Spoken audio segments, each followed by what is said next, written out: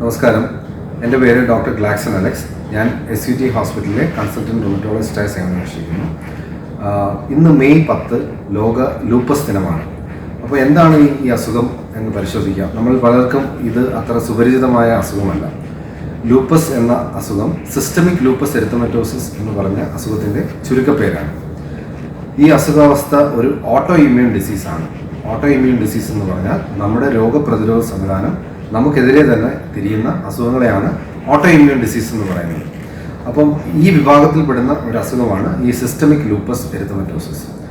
അപ്പോൾ ഇത് അധികമായി ബാധിക്കുന്നത് സ്ത്രീകളെയാണ്.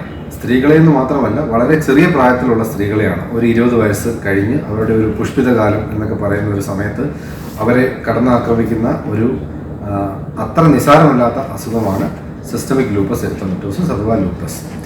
അപ്പോൾ ഈ അസുഖത്തെക്കുറിച്ചുള്ള ഞാൻ പറഞ്ഞ അവബോധം കുറവായതിനാൽ പല സമയത്തും ഈ അസുഖം കണ്ടുപിടിക്കാൻ നല്ല കാലതാമസം വരുന്നതായി കാണപ്പെടാറുണ്ട്. അതിനൊരു പ്രധാന കാരണം ഇതൊരു മൾട്ടി സിസ്റ്റം ഡിസീസാണ്. മൾട്ടി സിസ്റ്റം എന്ന് പറഞ്ഞാൽ നമ്മുടെ മുടി മുതൽ നഖം വരെ എന്ത് അവയവത്തെയും ലൂപ്പസ് ബാധിക്കാം എന്നുള്ളതാണ് ഇതിനെ മറ്റ് അസുഖങ്ങളിൽ നിന്നും വിചിത്രമാക്കുന്നത്. എന്തൊക്കെയാണ് അതിൻ്റെ രോഗലക്ഷണങ്ങളെന്ന് നമുക്ക് പരിശോധിക്കാം.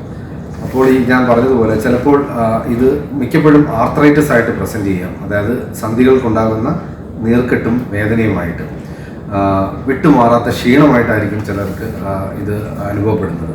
അടിക്കടിയുള്ള പനി, വിട്ടുമാറാത്ത പനി അങ്ങനെയായിരിക്കാം മറ്റു ചിലർക്ക്. മുടി കൊഴിച്ചിലായിട്ട് അനുഭവപ്പെടാം. പിന്നെ സ്കിന്നിനുണ്ടാകുന്ന റാഷസ്, ചുവന്ന കുത്തുകളോ പാടുകളോ. ഇതിൻ്റെ ഒരു ക്യാരക്ടറിസ്റ്റിക് ഫീച്ചർ എന്ന് പറഞ്ഞാൽ മുഖത്തുണ്ടാവുന്ന ചുവന്ന ബട്ടർഫ്ലൈ ചിത്രശലഭത്തിൻ്റെ ആകൃതിയിലുള്ള ചുവന്ന പാടുകളാണ്. ഇത് മിക്കപ്പോഴും ഫോട്ടോ സെൻസിറ്റീവ് ആയിരിക്കും. അതായത് വെയിലേറ്റ് കഴിയുമ്പോൾ ഇതിൻ്റെ കാഠിന്യം കൂടുന്നതായിട്ടാണ് കാണുന്നത്. ചിലർക്ക് വായിൽ വിട്ടുമാറാത്ത പുണ്ണായിട്ടായിരിക്കും ഇത് അനുഭവപ്പെടുന്നത്. അപ്പോൾ ഇതൊക്കെ ചില മൈനർ ഓർഗൻ മാനിഫെസ്റ്റേഷൻസ് ആണ്. ഇതല്ലാതെ പ്രധാന അവയവങ്ങളെയും ഇത് വളരെ അധികമായി ബാധിക്കുന്നു. അതിൽ സർവ്വപ്രധാനമായിട്ട് ഇത് ബാധിക്കുന്നത് കിഡ്നികളെയാണ്. അപ്പോൾ കിഡ്നിയിൽ അഫക്റ്റ് ചെയ്യുമ്പോൾ ഇത് പ്രോട്ടീൻ യൂറിയ, മൂത്രത്തിൽ പ്രോട്ടീൻ ലീക്കായിട്ട് തുടങ്ങുകയും പിന്നീട് ക്രിയാറ്റിൻ കൂടുന്ന അവസ്ഥയും കിഡ്നി ഫെയിലിയറിലേക്ക് വരെ പോവുകയും ചെയ്യാം. ബ്രെയിനിനെ ചിലപ്പോൾ അഫക്റ്റ് ചെയ്യാം, സ്ട്രോക്കായിട്ട് പ്രസൻറ്റ് ചെയ്യാം, പക്ഷാഘാതമായിട്ട്, സൈക്കോസിസ്, ചില സൈക്യാട്രിക് പ്രോബ്ലമായിട്ട് പ്രസൻറ്റ് ചെയ്യാം, മസിലിനുണ്ടാകുന്ന നീർക്കെട്ടായിട്ട് പ്രസൻറ്റ് ചെയ്യാം. അപ്പോൾ ഈ ഞാൻ പറഞ്ഞു വന്നത് ഈ മുടി മുതൽ നഖം വരെ എല്ലാ അവയവങ്ങളെയും സിസ്റ്റത്തെ അഫക്റ്റ് ചെയ്യുന്ന ഒരു സങ്കീർണതകൾക്കുള്ള ഒരു രോഗമാണ് ലൂപ്പസ്. ഈ ഒരു കാരണം കൊണ്ട് തന്നെ പലപ്പോഴും ഇത് പല സ്പെഷ്യാലിറ്റിയിൽ, ഇപ്പോൾ സ്കിന്നുമായിട്ട് ബന്ധപ്പെട്ടതാണെങ്കിൽ അത് ഡെർമറ്റോളജിയിൽ പോവുകയും, കിഡ്നി, നെഫ്രോ, ആർത്രൈറ്റിസ് ചിലപ്പോൾ ഓർത്തോയുടെ കയ്യിൽ, അങ്ങനെ ഇത് കറങ്ങിത്തിരിഞ്ഞ് ശരിയായ രോഗനിർണയം നടത്താൻ പലപ്പോഴും നമ്മൾ കാണുന്നത് നല്ല കാലതാമസമാണ്. അപ്പോൾ ഞാൻ പറഞ്ഞു, ഇത് സ്ത്രീകളെയാണ് അധികം അഫക്റ്റ് ചെയ്യുന്നത്. അവരുടെ ഒരു പ്രൈം ടൈമിലാണ് അഫക്റ്റ് ചെയ്യുന്നത്. അപ്പോൾ ഇത് ഒരുപാട് തെറ്റിദ്ധാരിക്കപ്പെടുന്ന ഒരു അസുഖമാണ്. ഒരുപാട് കൺഫ്യൂഷൻ ഉണ്ടാക്കും. ഇത് കഴിക്കുമ്പോൾ ഈ അസുഖം വന്നു കഴിഞ്ഞാൽ അവർക്ക് വിവാഹം, ഗർഭധാരണം മുതലായ കാര്യങ്ങളൊക്കെ സാധ്യമാകുമെന്നുള്ള ഒരുപാട് തെറ്റിദ്ധാരണകൾ സമൂഹത്തിൽ ഇപ്പോഴും നിലനിൽപ്പുണ്ട്. അപ്പോൾ ഇതിൻ്റെ രോഗനിർണയം എങ്ങനെയാണെന്ന് പറയാം. പ്രധാനമായിട്ട് ഈ പറഞ്ഞ രോഗലക്ഷണങ്ങൾ ഒരു റൂമറ്റോളജിസ്റ്റിൻ്റെ സഹായത്തോടെയോ അല്ലെങ്കിൽ ഇത് ഐഡൻറ്റിഫൈ ചെയ്യാൻ പറ്റുന്ന ഒരു നല്ല ഫിസിഷ്യന് ഈ രോഗലക്ഷണങ്ങൾ ഉൾക്കൊള്ളിച്ചുകൊണ്ട് ചില ബ്ലഡ് ടെസ്റ്റുകളും അനിവാര്യമായി വരാം. അപ്പം പ്രധാനമായിട്ട് അതിൽ ANA എന്ന് പറഞ്ഞ ആൻറ്റി ന്യൂക്ലിയർ ആൻറ്റിബോഡി എന്ന് പറഞ്ഞ ഒരു ടെസ്റ്റ് 95% SLE പേഷ്യൻസിൽ പോസിറ്റീവായിരിക്കും. പിന്നെ ചിലപ്പോൾ നീർക്കെട്ടിൻ്റെ അളവ് അല്ലെങ്കിൽ അസുഖത്തിൻ്റെ കാഠിന്യത്തിന് കൂടുതലായി അറിയിക്കുന്ന ESR, CRP മുതലായ ടെസ്റ്റുകൾ ആവശ്യമായി വരാം. കിഡ്നിയിൽ അഫക്റ്റഡ് ആണെങ്കിൽ യൂറിൻ ടെസ്റ്റുകളിൽ കൂടെ പ്രോട്ടീൻ ലീക്ക്, RBC കാസ്റ്റ് മുതലായവ കാണുമ്പോൾ നമുക്ക് അത് മനസ്സിലാക്കാം. പിന്നീട് രക്തത്തിലുണ്ടാകുന്ന വൈറ്റ് ബ്ലഡ് സെൽസും RBCയുടെ കുറവ്, പ്ലേറ്റ്ലെറ്റ് കുറയാം. അങ്ങനെയും നമുക്കത് നിന്ന് ചില ക്ലൂസ് കിട്ടും. അപ്പോൾ ഒരു ഒറ്റ സിംഗിൾ ഡയഗ്നോസിസ് ടെസ്റ്റ് കൊണ്ട് പലപ്പോഴും രോഗനിർണയം ദുഷ്കരമാണ്.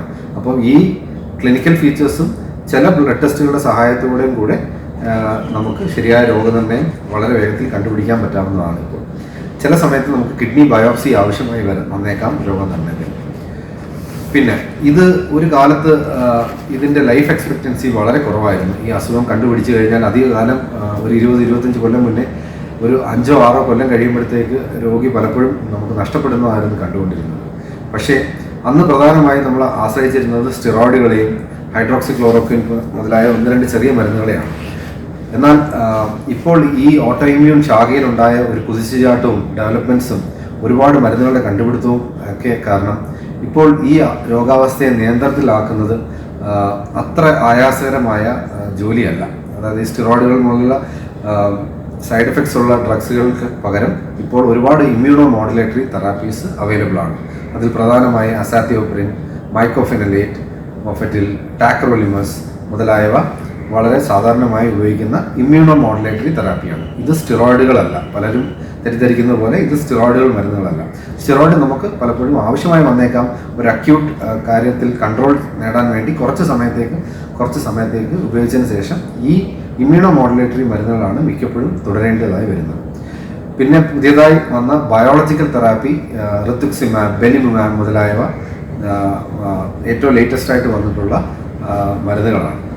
അപ്പോൾ ഈ മെയ് 10 ലൂപ്പസ് ഡേയിൽ നമ്മൾ ഈ അസുഖത്തെക്കുറിച്ചുള്ള അവബോധം നമ്മുടെ ആർക്കെങ്കിലും ഇതുണ്ടെങ്കിൽ അവരുടെ കൂട്ടുകാർക്കും ബന്ധുക്കൾക്കും അയൽക്കാർക്കുമൊക്കെ ഈ അസുഖത്തെക്കുറിച്ച് ഒരു അവബോധവും ഇത് പോരാടുവാനുള്ള ഇതൊരു ക്രോണിക് ഡിസീസ് ആയതുകൊണ്ട് ഇതൊരു ഇന്ന ഒരു കാലയളവിൽ ഇത് ചികിത്സിച്ച് മാറ്റാം എന്ന് നമുക്ക് പറയാൻ പറ്റില്ല. ഓരോ രോഗത്തിൻ്റെ അവയവങ്ങളുടെ ഇതും അതിൻ്റെ കാഠിന്യം അനുസരിച്ചിട്ടാണ് അതിൻ്റെ ട്രീറ്റ്മെൻറ്റ്. അതുകൊണ്ട് തന്നെ ഒരു ലൂപ്പസ് രോഗിയിൽ ഉണ്ടാകുന്ന ചികിത്സ ആയിരിക്കത്തില്ല മറ്റൊരു ലൂപ്പസ് രോഗിയിൽ നമ്മൾ കൊടുക്കേണ്ടതായിട്ട് വരുന്നത്. അപ്പോൾ ഇതൊരു ക്രോണിക് ഡിസീസ് ആയതുകൊണ്ടും ഈ ഒരു യങ് ഏജ് ആയതുകൊണ്ടും അവർക്ക് ഒരുപാട് സൈക്കോളജിക്കൽ സപ്പോർട്ട്, ഫാമിലിയുടെ സപ്പോർട്ടും ഫ്രണ്ട്സിൻ്റെ സപ്പോർട്ടും ഡോക്ടേഴ്സിൻ്റെ സപ്പോർട്ടും ഒക്കെ വേണ്ടതായി വരും ചികിത്സയ്ക്ക് അതീതമായി.